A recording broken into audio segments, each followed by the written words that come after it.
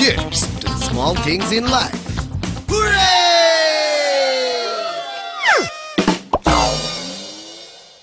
Load shedding হোক কিংবা অন্ধকার হোক অথবা প্রিয়জনের সাথে একান্ত মুহূর্তই হোক, আইপিএস এর যুগেও তাকে আপনি ভুলে থাকতে পারবেন না। যতই আইপিএস আইপিএস করে লাফান না কেন, চার্জ ঠিক মতো না হলে সেই পুরনো বন্ধুর কাছেই আপনার ফিরতে হবে।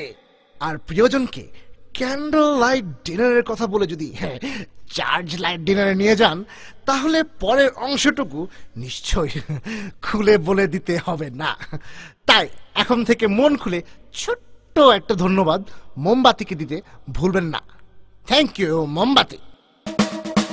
So, let's give it up for candles. Hip hip hooray!